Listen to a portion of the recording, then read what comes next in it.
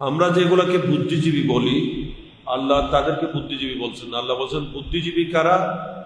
সত্যিকার বুদ্ধিমান বিবেকবান মানুষ ওরাই যারা আল্লাহর জিকির করতে থাকে, আল্লাহর স্মরণ করতে থাকে, দাঁড়ানো থাকলে দাঁড়ানো অবস্থায়, বসা থাকলে বসা অবস্থায়, শোয়া থাকলে শোয়া অবস্থায়, জীবনের সর্ব অবস্থায় যারা আল্লাহর স্মরণ করে, আল্লাহর জিকির করে। ইয়াতাফাক্কারুনা ফি খালকিস সামাওয়াতি ওয়াল আরদ, আসমান ও জমিনের সৃষ্টিকে নিয়ে গবেষণা করে, চিন্তা ভাবনা করে, এবং সাথে কি বলে?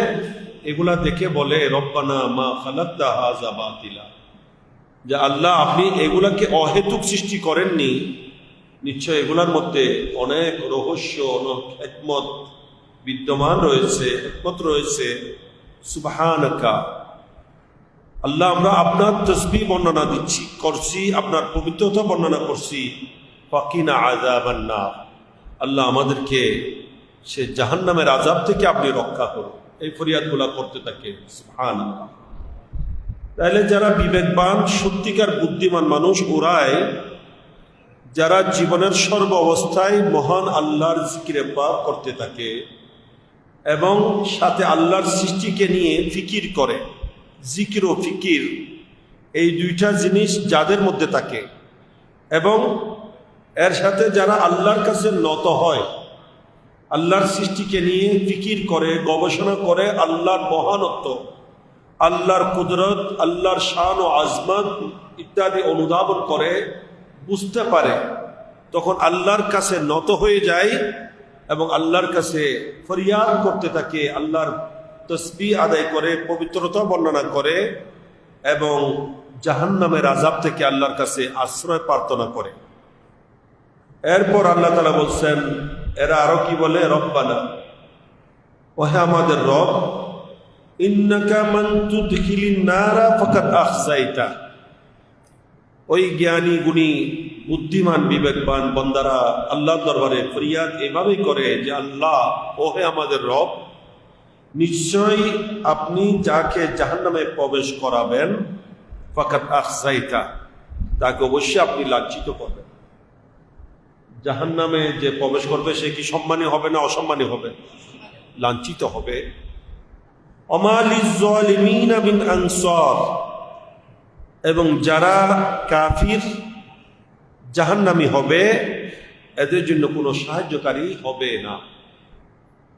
তাহলে বোঝা যায় যারা জাহান্নামী, চিরস্থায়ী জাহান্নামী, কাফের হওয়ার কারণে, আল্লাহকে অস্বীকার করার কারণে, আল্লাহর হাবিবকে অমান্য করার কারণে যারা জাহান্নামে চিরস্থায়ীভাবে যাবে তাদের কোনো সাহায্যকারী থাকবে না।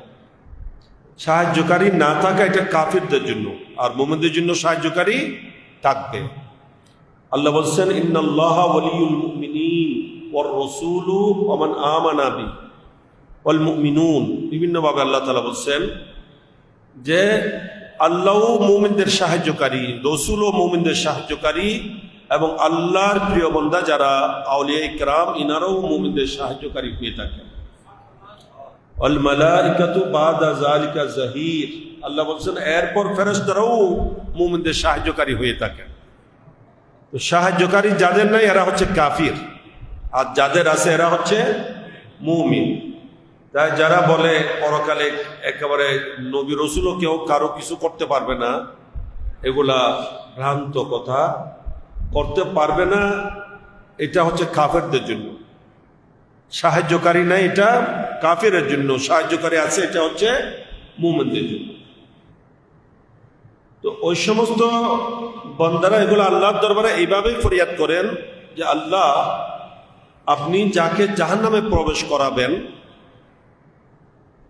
যার ঠিকানা পরকালে জাহান্নামে হবে, নিশ্চয় সে লাঞ্ছিত হবে এবং তাকে সেখান থেকে উদ্ধার করার কেউ থাকবে না।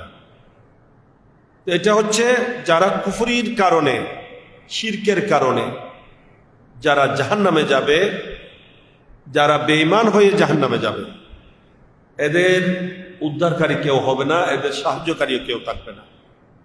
আর যারা ঈমানদার গুনার কারণে জাহান্নামে যাবে, এদেরকে আল্লাহর হাবিব সাল্লাল্লাহু তাআলা আলাইহি ওয়াসাল্লামের শাফাআত এবং এমনকি ছোট মাসুম নিষ্পাপ শিশু যারা দুনিয়া থেকে মৃত্যুবরণ করেছিল তারাও শাফাত করে জাহান্নাম থেকে উদ্ধার করবেন। আলেম ওলামারা শাফাত করবেন, শুহাদায়ে কেরাম শাফাত করবেন, একজন হাফিজে কোরআনও শাফাত করার অধিকারী হবেন।